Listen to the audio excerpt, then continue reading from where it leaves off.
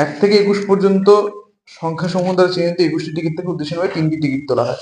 তো total 21টা ticket আছে, 21টা টিকিটের থেকে 3টে টিকিট তোলা হবে। আমরা 21C3 ভাবে সেই কাজটা করতে পারি। তো আমরা সেই জিনিসটা আগে লিখে নিই, ঠিক আছে? যে এটা হচ্ছে আজকের প্র্যাকটিস টেস্টের 2 এর কত নম্বর? 4 নম্বর না? 2 এর 4। আচ্ছা, ফার্স্ট লিখি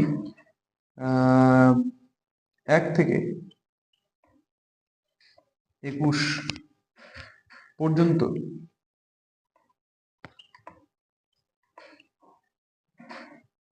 সংখ্যাসমূহ দ্বারা চিহ্নিত 21টি টিকিট থেকে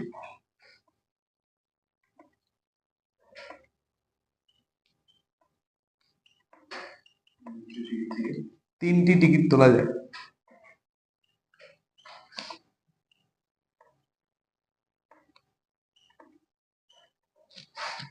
(21C3 is equals to 1330, তাই না? এত ভাবে 21C3 equals to 1330 হবে, 1330 হবে, ঠিক আছে? 21C3 মিনিং যেটা হয়। এখন কি হবে, আর 21C3 ক্যালকুলেশনটা কিন্তু আমাদের দেখে দিতে হবে। 21C3 কে আমরা দুভাবে ক্যালকুলেশন করতে পারি। আইদার আমরা করবো কি factorial 21 divided by factorial 3 into 21 মানে 3 মানে হচ্ছে 18, এটা করে, অথবা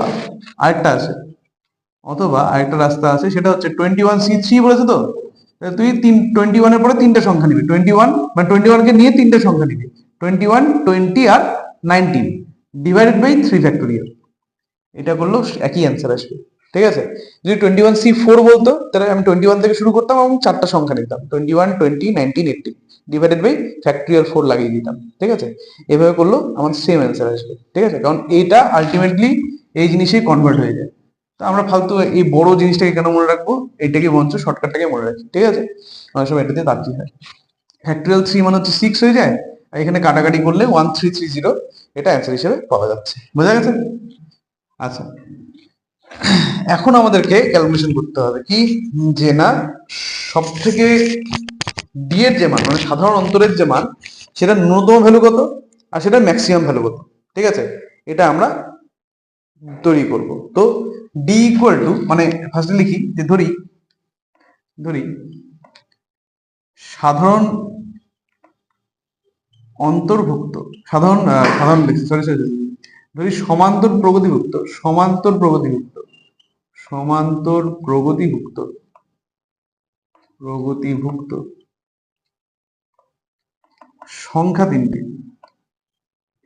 সংখ্যা তিনটির সাধারণ অন্তর ডি ধরলাম।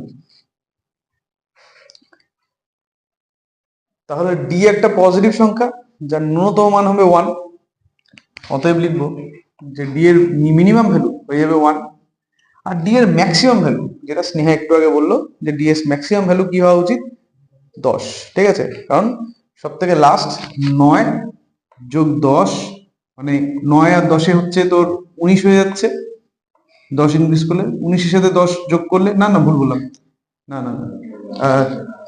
তোর হচ্ছে কত কত কত ছিল, 1 এর সাথে 10 যোগ করলে পরে 11, আর 11 সাথে 10 যোগ করলে 21। এটা হচ্ছে সব থেকে বড় আমি ডি এর মান হিসেবে নিতে পারি, ডি এর ভ্যালু সব থেকে বড় আমি 10 হিসেবে নিতে পারি। ক্লিয়ার?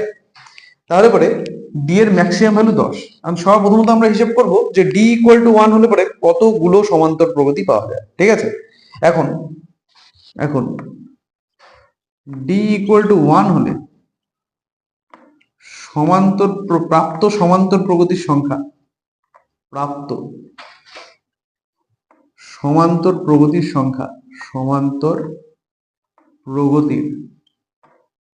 সংখ্যা সেটা কত হবে? সেটা হবে হচ্ছে 19, তাই না? সমান্তর প্রগতির সংখ্যা হবে 19, কারণ সবার লাস্টে আমরা 19, তারপরে 20, 21 এই 3টা সংখ্যা দিয়ে সমান্তর প্রগতি তৈরি করতে পারি। 19-এর পরে কি আছে 20, এখন 20-র পরে আমি যদি সমান্তর প্রগতির সাধারণ অন্তরটা ডি ইকুয়াল টু 1 নিই, আর প্রথম পদ যদি আমি 20 দেখি, তাহলে 20, 21, 22 তো আমাদের লিস্টের মধ্যে নাই, তাহলে পরে 20 দিয়ে আমি পারছি না। তার মানে টোটাল 21টা সংখ্যা আছে, 21টা সংখ্যা থেকে 20 বাদ যাচ্ছে, আর একই কারণে 21ও বাদ যাবে। তো লাস্ট যে সংখ্যাটাকে আমি সমান্তর সাধারণ অন্তর 1 হিসেবে, যে প্রথম পদ এবং প্রথম পদ হিসেবে, সাধারণ অন্তর যদি 1 হয় এবং প্রথম পদ হিসেবে যে সংখ্যাটাকে রাখতে পারি সেটা হচ্ছে 19। ঠিক আছে, 19-এর পরে আর সাধারণ অন্তর 1 হলে আমি কোনো কিছু রাখতে পারবো না। এখন যখন সাধারণ অন্তর, তার মানে কি হলো, 1 থেকে শুরু করে 19 অব্দি প্রত্যেকটা সংখ্যায় প্রথম পদ হিসেবে বসতে পারে। তার মানে টোটাল 19টা সাধারণ সমান্তর প্রগতি তৈরি করা যাচ্ছে। ক্লিয়ার হচ্ছে জিনিসটা? এখন ডি ইকুয়াল টু 2 হলে সমান্তর প্রগতি লাস্ট, এখন আমি চেক করবো ডি ইকুয়াল টু 2 হলে যে সমান্তর প্রগতিগুলো তৈরি হয় তার মধ্যে থেকে সব থেকে বড় প্রথম পদ বিশিষ্ট সমান্তর প্রগতি কোনটা হবে? 17, 19, 21, তাই না? 17, 19, 21, তো ওটা লিখবো আমরা। আবার বা কমা দিয়ে লিখি, কমা দিয়ে ডি ইকুয়াল টু 2 হলে প্রাপ্ত সমান্তর প্রগতির সংখ্যা, সমান্তর প্রগতির সংখ্যা, এটা ইকুয়ালস টু কত? 17 না? কেন 17? তার কারণ 1 থেকে শুরু করে সব সংখ্যাগুলো দিয়ে আমি পারবো ডি ইকুয়াল টু 2 রেখে সমান্তর প্রগতি তৈরি করতে। লাস্ট ডি প্রথম পদ হিসেবে 17কে নেওয়া যাবে, কারণ 17-এর পরে 19, 19-এর পরে 21 হয়ে গেল।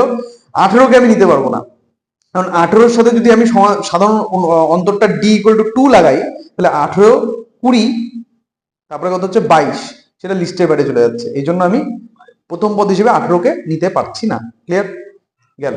তাহলে ডি ইকুয়াল টু 2 হলে প্রাপ্ত সমান্তর প্রগতির সংখ্যা হয়ে যাচ্ছে, যেহেতু 17 অব্দি যাচ্ছে জিনিসটা, তাই টোটাল সমান্তর প্রগতি আমরা 17টা পাচ্ছি। এরপরে ডি ইকুয়াল টু 3 হলে, একই কারণে ডি ইকুয়াল টু 3 হলে প্রাপ্ত সমান্তর প্রগতির সংখ্যা সেটা হয়ে যাবে কত? 15 হয়ে যাবে। ঠিক আছে, কারণ খেয়াল করে দেখলে 16 থেকে যদি স্টার্ট করতাম, 16, 3-এ 19, 3-এ 22, সেটা লিস্টের বাইরে চলে যাচ্ছে। তার মানে 16কে প্রথম পদ হিসেবে রাখা যাবে না, যখন ডি এর মান মানে সাধারণ অন্তরের মান কত হবে? 3 হবে। তো এভাবে ডট ডট দিয়ে দিলাম।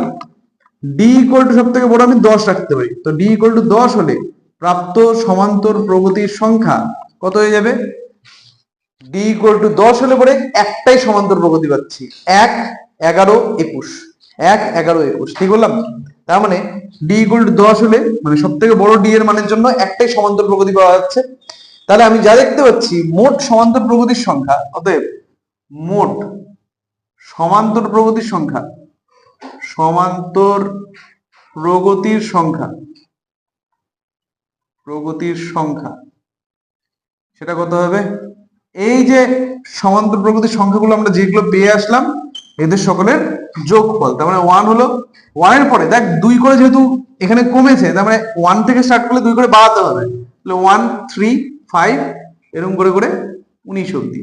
এটা ইকুয়াল টু, এখানে মোট কতগুলো পদ আছে সেটা ডি এর মানটা আমাদের, হ্যাঁ 10টা, কারণ ডি এর মানটা আমাদের মোট পদ সংখ্যা দিয়ে দিবে, যেহেতু এখানে 10টা ডি নেওয়া হয়েছে, তার মানে মোট পদ সংখ্যা হয়ে যাচ্ছে 10। ঠিক আছে, এই যে প্রগতিটা সমান্তর শ্রেণী, এটা হয়ে গেছে প্রগতি না, সমান্তর শ্রেণীটার মোট মোট পদ সংখ্যা হয়ে যাচ্ছে 10। তাহলে আমরা, হ্যাঁ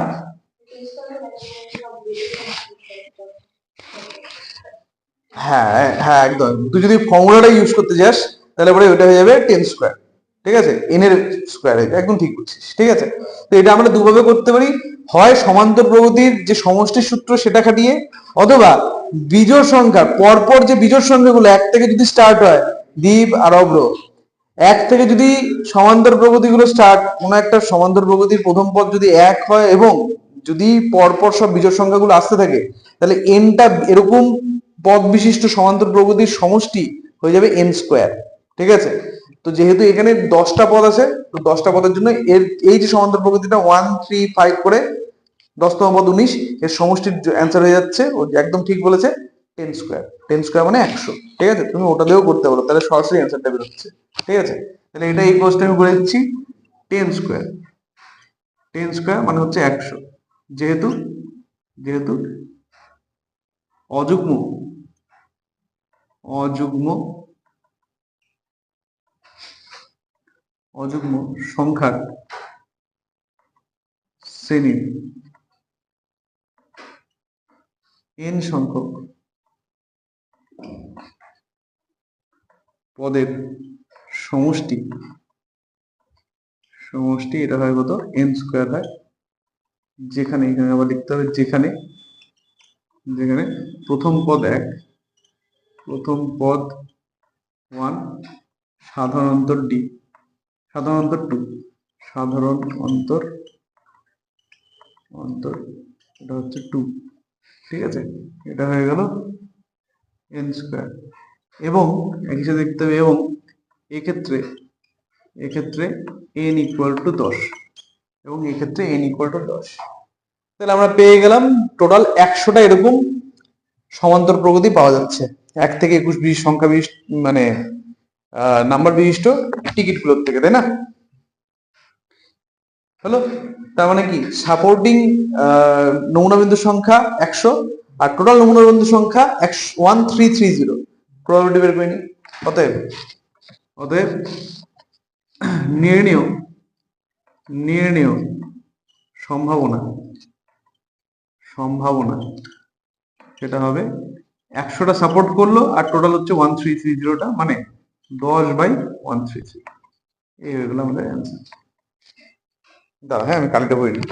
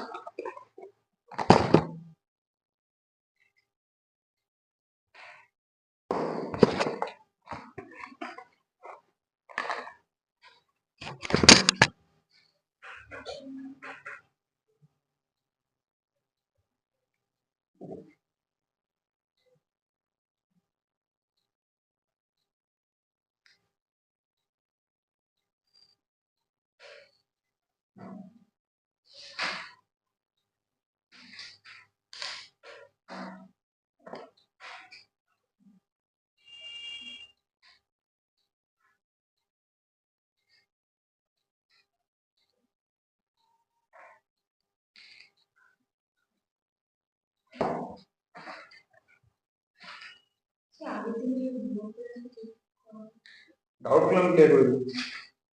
আছে একটা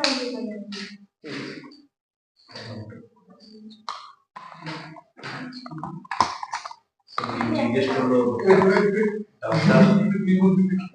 ডাউটগুলো পরে জিজ্ঞেস করছো। আজকে আমি আরো বলতে পারবো, আজকেও বলতে পারবো সলিউশন পরের দিন এত কিছু সলভ যে আমি সব সলভ করে দিলে ক্লাসটা করতে পেরে গেলাম। আজকেরটা আজকে ক্লিয়ার করে দিই, তাই না?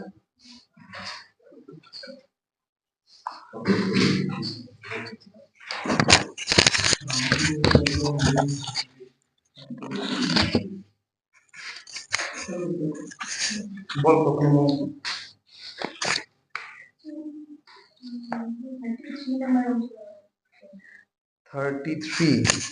33।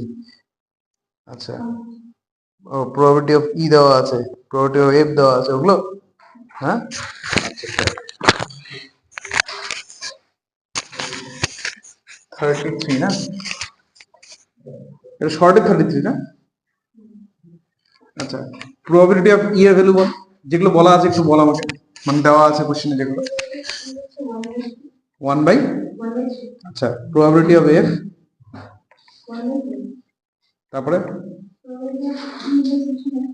ইন্টারসেকশন এফ 1/6, আর প্রবাবিলিটি অফ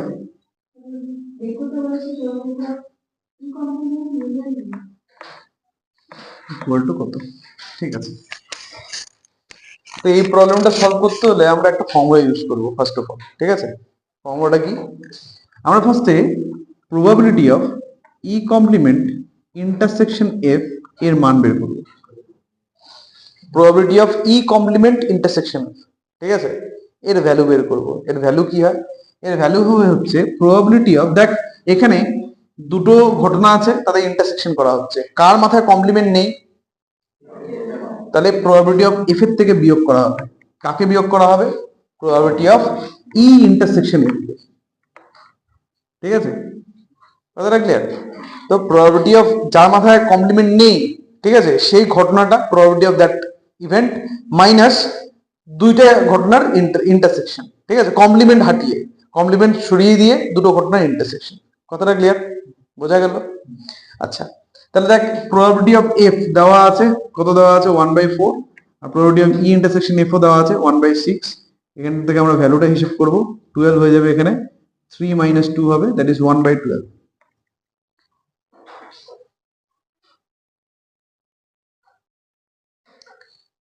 আমাদের কাছে কি চাওয়া হয়েছে? Probability of E complement union F. Therefore probability of E complement union F, দেখ ইউনিয়নের তো ফর্মুলা হয় probability of E complement plus probability of F minus probability of E complement intersection F, না? প্রবাবিলিটি অফ ই কমপ্লিমেন্টকে আমরা কিভাবে বের করব? Very good, 1 minus probability of E, 1 minus probability of E plus probability of F, সব মানগুলো একসাথে বসাবো, minus probability of E complement intersection F. তো দেখ 1 মাইনাস প্রবাবিলিটি অফ ইর ভ্যালু আমরা জানি 1/3, বসিয়ে দিলাম। প্রবাবিলিটি অফ এফ এর ভ্যালু আমরা জানি 1/4, বসিয়ে দিলাম। Probability of E complement intersection F এর ভ্যালুও জানি, এটা 1/12, বসিয়ে দিলাম। এটা ইকুয়াল টু, দেখ কত আসে? আমার মনে হয় 5/6 আসবে। দেখ তো, এই অ্যান্সার এক ঝলকে দেখে মনে হলো 5/6 আসা উচিত।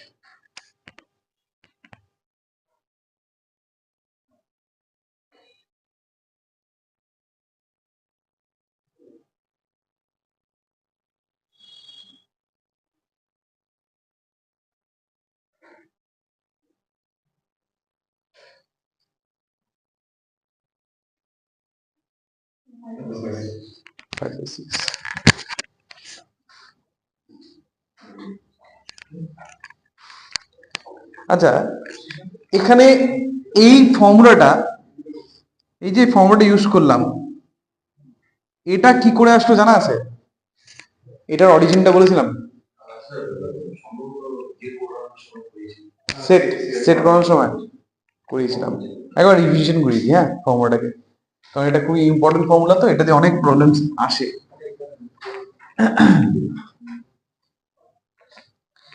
দেখ আমরা প্রুফ করব, একটা কোশ্চেন নিচ্ছি, ঠিক আছে, আমরা প্রুফ করব, প্রমাণ করো, প্রমাণ করো probability of b বা probability of a এটা equal two probability of a intersection b plus probability of a intersection b complement। probability of a equal to probability of a intersection b plus probability of a intersection b complement। এটা আমাকে প্রমাণ করতে হবে, হলো? তো দেখ কি করে প্রবলেমটা করছি, এই আনসার স্টার্ট করছি, শুরু করব a ইকুয়াল টু দিয়ে। তো প্রবাবিলিটির মধ্যে, সম্ভাবনার পুরো চ্যাপ্টারটার মধ্যে আমরা সব থেকে বড় সেটকে কি দিয়ে প্রকাশ করছি? এস দিয়ে। এস মানে হচ্ছে নমুনা দেশ। আচ্ছা, ইউনিভার্সাল সেট, সেট আকারে যদি বলি তাহলে ইউনিভার্সাল সেট। আচ্ছা, এই এস এর সাথে এ কে ইন্টারসেকশন করালে এ পাবো না ইউনিয়ন করালে এ পাবো? ইন্টারসেকশন করলে এ পাবো। তাহলে আমরা এ ইকুয়াল টু লিখতে পারি এ ইন্টারসেকশন এস। ওকে, আচ্ছা, এস মানে নমুনা দেশ, ইউনিভার্সাল সেট, কি করলে পাওয়া যাবে? বি ইউনিয়ন বি কমপ্লিমেন্ট করলে না বি ইন্টারসেকশন বি কমপ্লিমেন্ট করলে? ইউনিয়ন করলে। ইন্টারসেকশন করলে কি পাওয়া যায়? ফাই পাওয়া যায়। গুড, ভেরি গুড, ঠিক আছে।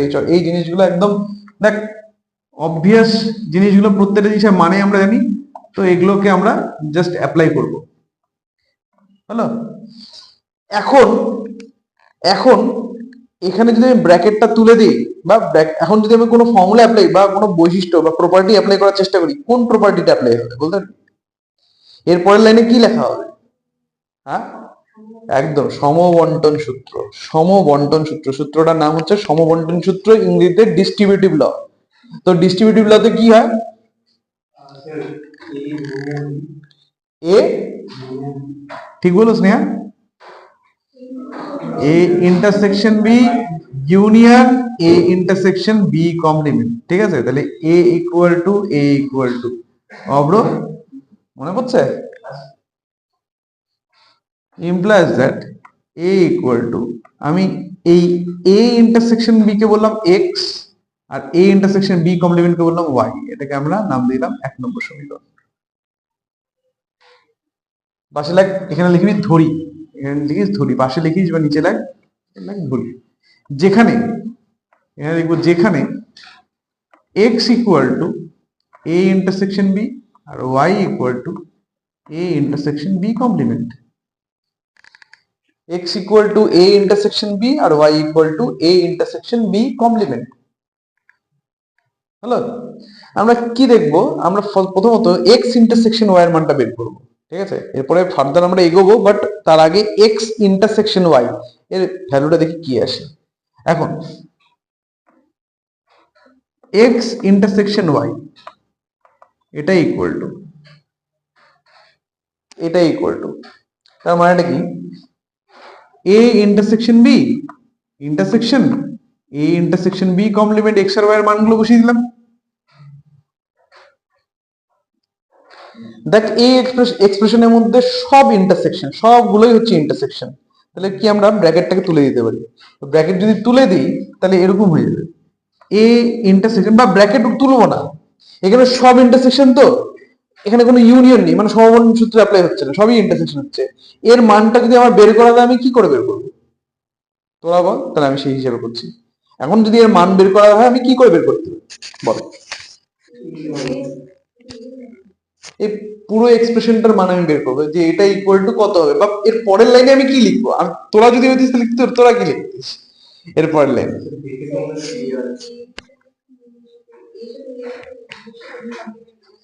একদম, আমি যেহেতু এখানে সব ইন্টারসেকশন দেখতে পাচ্ছি, যে কোনো দুটোকে ইন্টারসেকশন আগে করতে পারি। তো আমি এ এর সাথে এ কে রাখবো, আর বি এর সাথে বি কমপ্লিমেন্ট কে রাখবো, ঠিক আছে? তাহলে এ ইন্টারসেকশন এ লিখলাম, ইন্টারসেকশন বি কমপ্লিমেন্ট করলাম। কেন? এ ইন্টারসেকশন এর মান কত হয়? এ হয়। আর বি ইন্টারসেকশন বি কমপ্লিমেন্ট এটা 5 হয়, একটু আগে বলবি। এ ইন্টারসেকশন 5 কি হয়? এ ইন্টারসেকশন 5 কি হয়? এটা 5 হয়। তাহলে এটা ইকুয়ালস টু 5।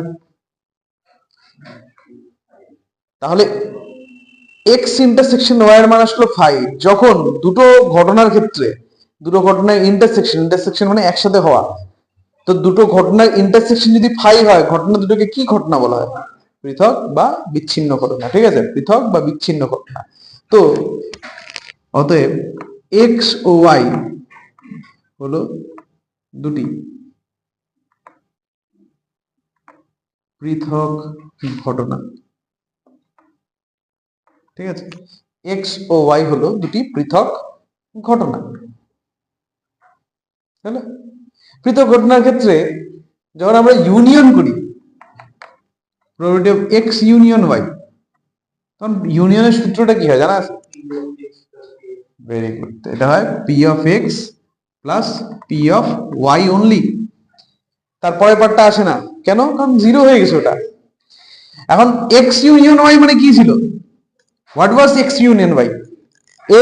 আমি এক্স ইউনিয়ন ওয়াই এর জায়গায় এ বসিয়ে দিই।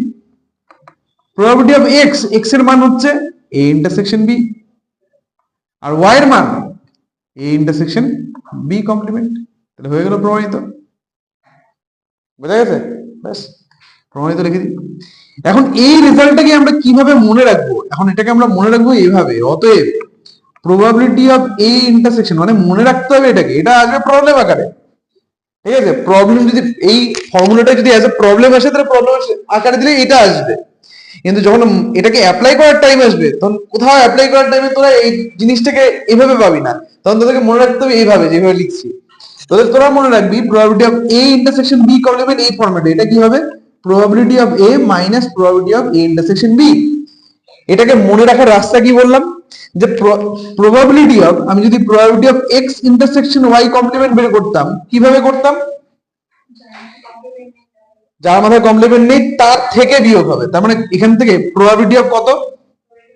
Probability of x minus probability of, বোঝা গেল? তো এটা আমরা ফর্মুলা হিসেবে যখন মনে রাখার হবে, তখন আমরা এটাকে এভাবে মনে রাখবো। তাহলে আমাদের অ্যাপ্লাই করতে সুবিধা হবে। বোঝা গেছে? এই তো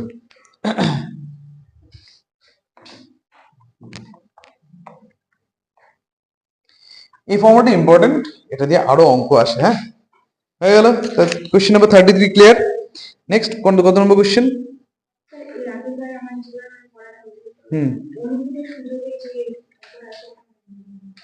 অনুকূলের সুযোগ কি তোকে করানো হয়েছিল? তুই করেছিলিস? তাহলে অনুকূলের সুযোগের ডেফিনিশনটা আগে শুনে নে, ঠিক আছে? আমি লিখেছিলাম যেটা, সেটা হচ্ছে যে যদি probability of A এটা ইকুয়াল টু m/n হয়, তবে এ ঘটার অনুকূলে সুযোগ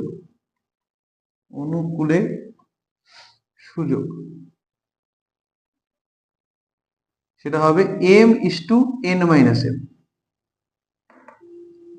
এবং প্রতিকূলে সুযোগ সেটা হবে ঠিক এর বিপরীত অনুপাতটা, মানে n-m/m,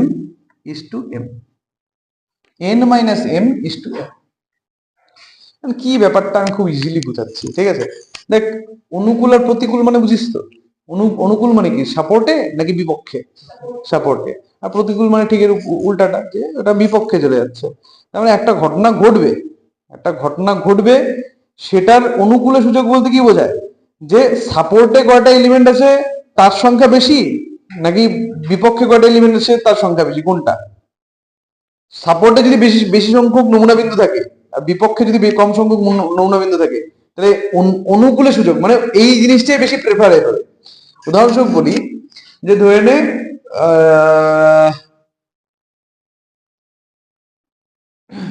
কিভাবে বুঝাই জিনিসটাকে, ধরে নে যে কার্ড ড্র করা হচ্ছে, তো কার্ড ড্র করার ক্ষেত্রে অনেকগুলো তো ফেস কার্ড থাকে। ফেস কার্ড মানে বুঝিস তো, মানে চেহারা যুক্ত কার্ড। কারা কারা চেহারা যুক্ত কার্ড থাকে? টোটাল কয়টা চেহারা যুক্ত কার্ড থাকে? কয়টা? 3 4 12টা। তো টোটাল কয়টা কার্ড থাকে? 52টা। মানে 52টা নমুনা বিন্দু থাকে। যদি এক কার্ডে প্যাকেটের থেকে একটা তাস বের করার পরীক্ষা করা হয়, তাহলে নমুনা বিন্দুর সংখ্যা হচ্ছে 52। এই 52টার মধ্যে 12টা নমুনা বিন্দু হচ্ছে ফেস কার্ডের, ঠিক আছে? ওদেরকে ফেস কার্ড বলা হয়, চেহারা যুক্ত কার্ড। তার মানে 40টা নমুনা বিন্দু ফেস কার্ড নয়।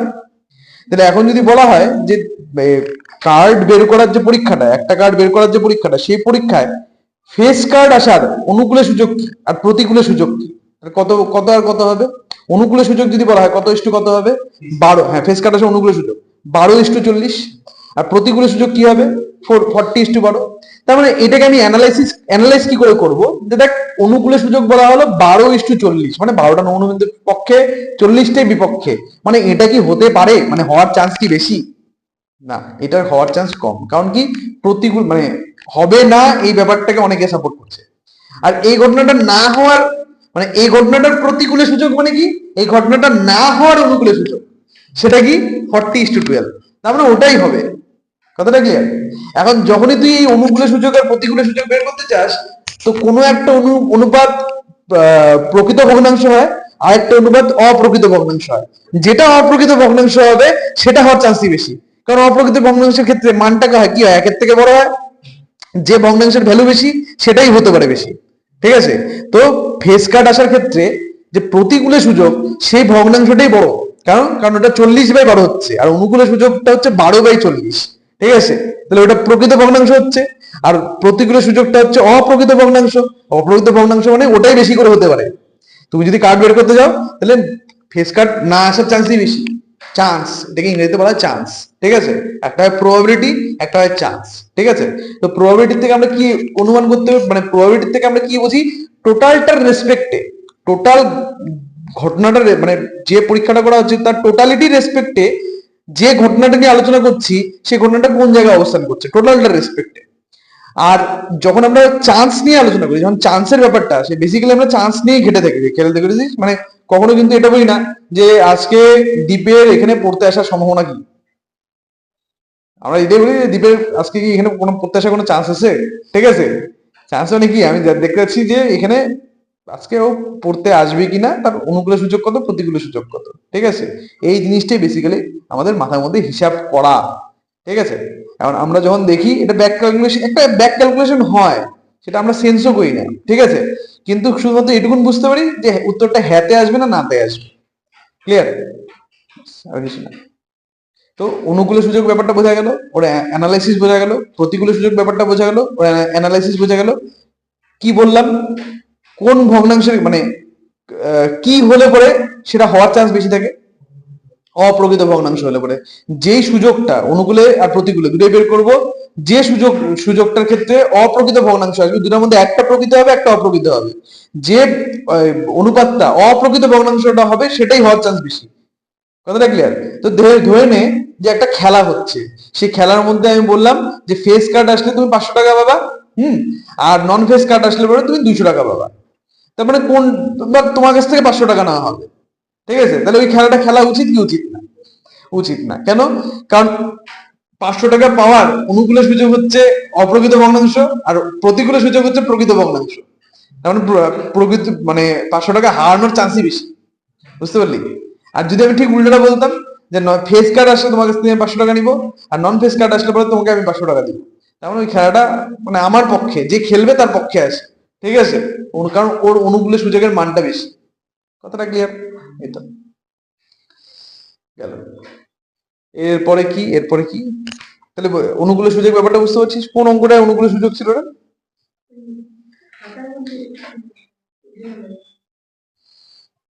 কত নম্বর? ও হোমওয়ার্কের ওই ইয়ে, তো কোশ্চেনটা কি বলেছিল?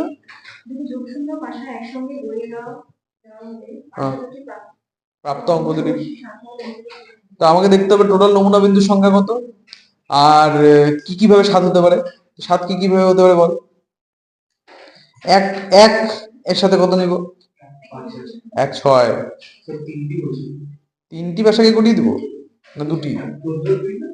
না না, এর আগে একটা প্র্যাকটিসের দেওয়া হলো না। তো হ্যাঁ, কি বলছিলাম, তাহলে 1 6, 2 5, 3 4, 4 3, 5 2, 6 1, টোটাল কটা হলো 6টা।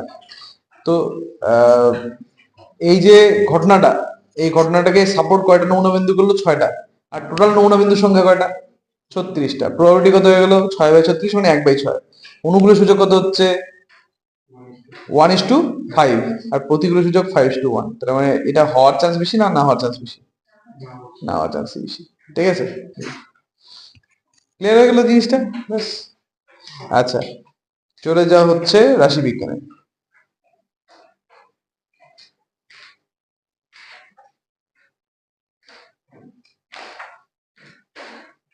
আমরা সংক্ষিপ্ত স্টার্ট করব। আমার কি লাগবে? ক্যালকুলেটর লাগবে। ক্যালকুলেটর তোদের কাছে আছে? হ্যাঁ, ওকে। আমি ডেটাগুলো বলছি, ডেটাগুলোর থেকে তোরা ক্যালকুলেট করিস, ঠিক আছে। ক্যালকুলেট করে মানটা আমাকে বলিস ফটাফট। আচ্ছা, তো প্রথমে কত নম্বর করছি? 3-এর 1 করছি, ওই সেম নিয়মে করি। একটা অঙ্ক, তারপরে 3টা অঙ্ক গ্যাপ বা 4টা অঙ্ক গ্যাপ দিয়ে তারপরে অঙ্কটা, কেমন হয়? হ্যাঁ, তাহলে 3-এর 1 দিয়ে যদি স্টার্ট করি, নিম্নলিখিত পরিসংখ্যা বিভাজনের যৌগিক গড় থেকে গড় পার্থক্যের মান নির্ণয় করো। তো যৌগিক গড়ের ক্ষেত্রে যে ভ্যালুগুলো বলা আছে সেটা হচ্ছে নম্বর আর ছাত্র সংখ্যা। নম্বর আর ছাত্র সংখ্যা, তাই না? রাশি বিজ্ঞান স্টার্ট হচ্ছে। রাশি বিজ্ঞান, হলো? আচ্ছা, টেবিল তৈরি করতে হবে। নম্বর, নম্বর মানে হচ্ছে xi, আর ছাত্র সংখ্যা, ছাত্র সংখ্যাগুলোকে কি বলবো? আরেকটা নাম কি হবে? পরিসংখ্যা, দ্যাট ইজ fi, ঠিক আছে। xi এর মানগুলো বল একে একে। আচ্ছা, বইটা তো তোর লাগবে, আমারও লাগবে। xi, হ্যাঁ, xi এর মানগুলো বল একে একে। 5, 15, তারপরে 25, 35, 45, 55, 65। fi গুলো 4 6, 10 20, 10 6 4। লিখে নাও। সূত্র করতে এর আগের দিনে বলা হয়েছে। আগের দিন আমি সমক পার্থক্যের সূত্র বলেছিলাম।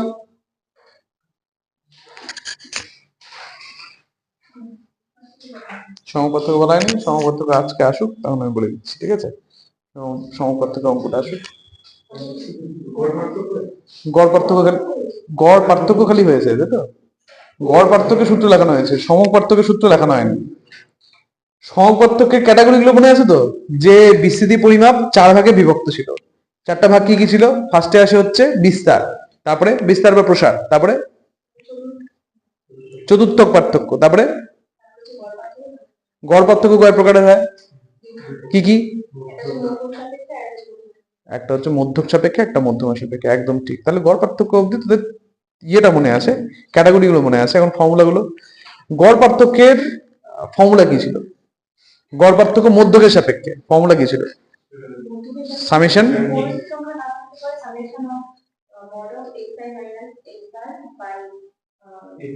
এন, আর যদি পরিসংখ্যান থাকে সামেশন।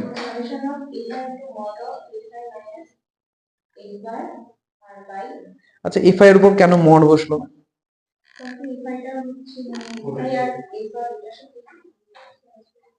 এফআই এর উপর মড বসলো না, কারণ হচ্ছে এফআই মানে হচ্ছে পরিসংখ্যা, আর পরিসংখ্যা সবসময় পজিটিভ হয়, পরিসংখ্যা কখনো নেগেটিভ হয় না, ঠিক আছে?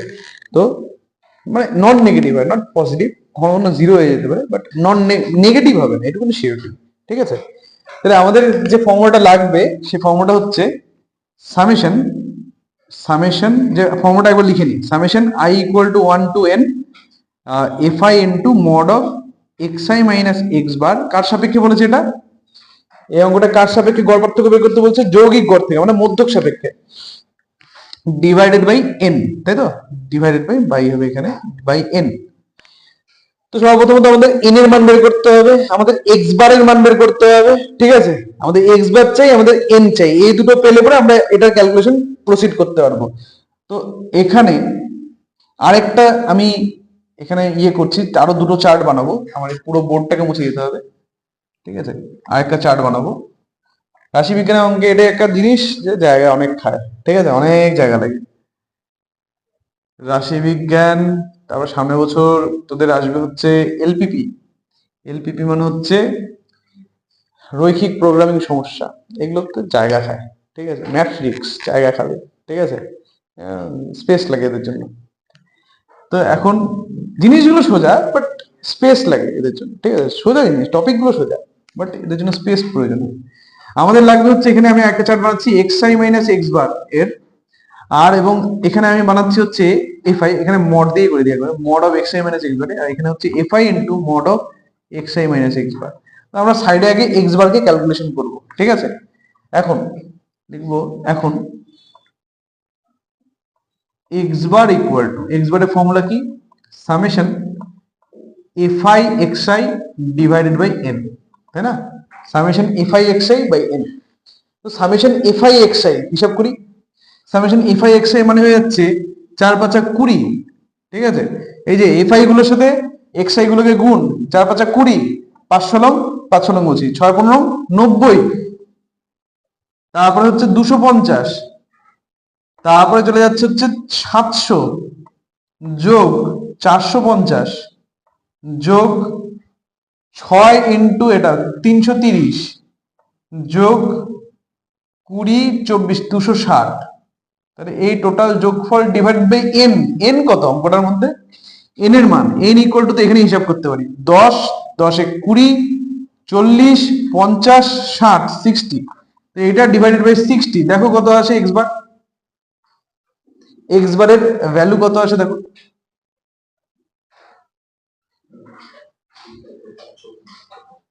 এই যোগফল ডিভাইডেড বাই 60, এই টোটাল যোগফলটা ডিভাইডেড বাই 60 করলে কত আসে দেখো।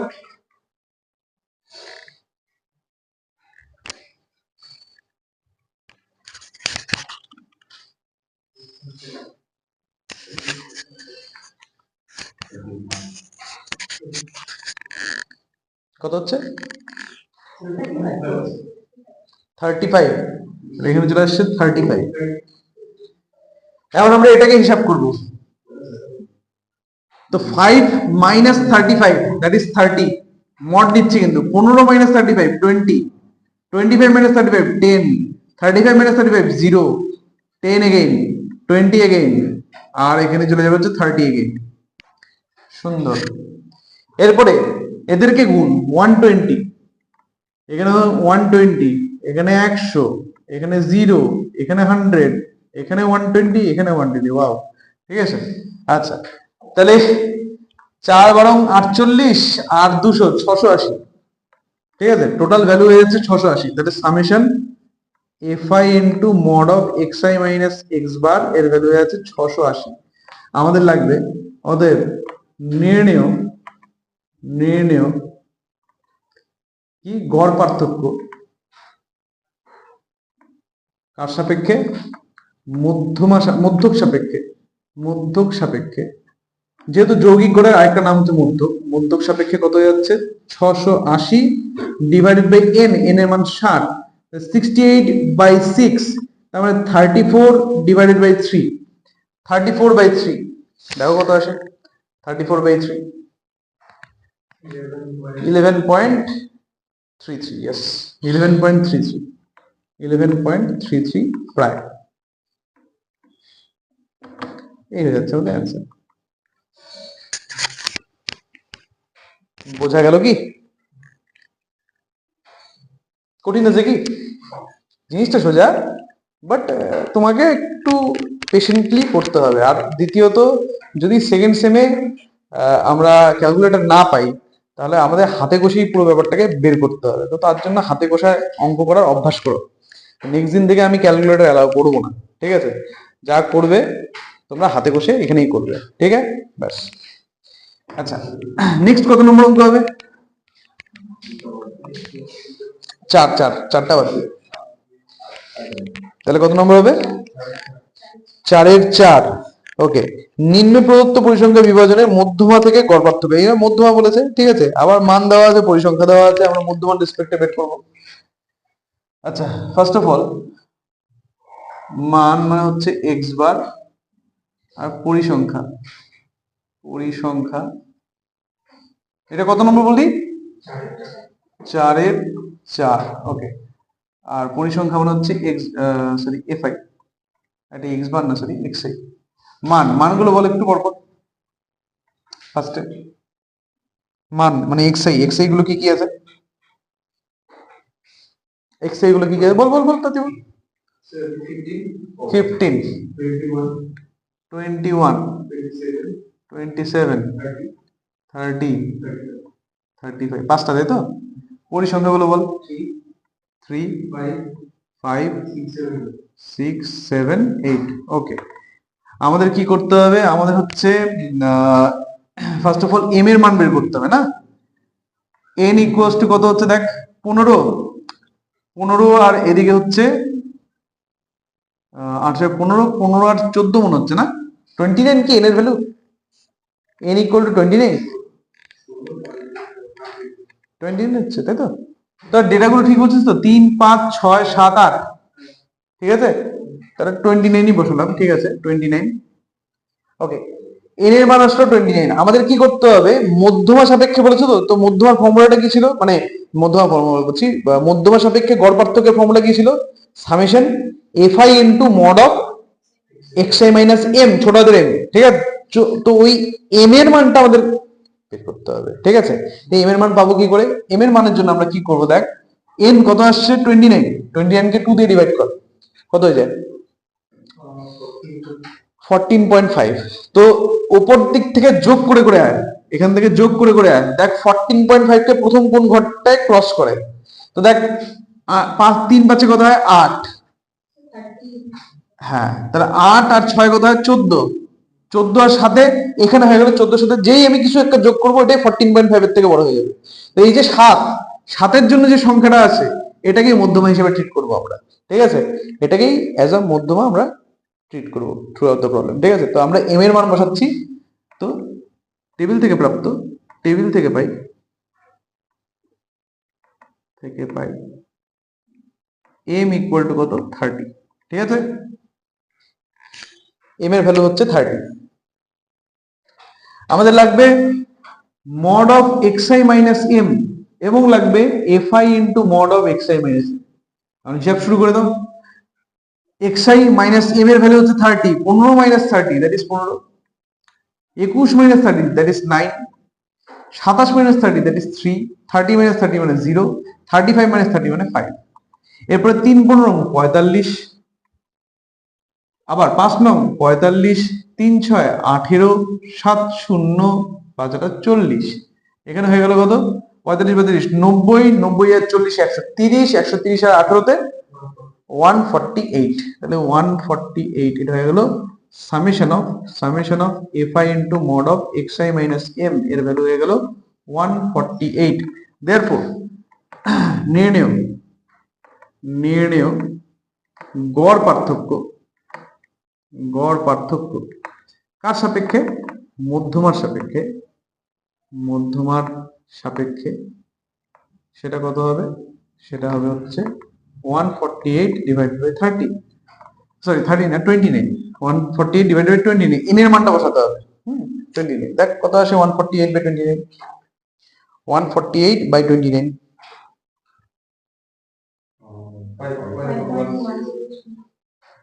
5.103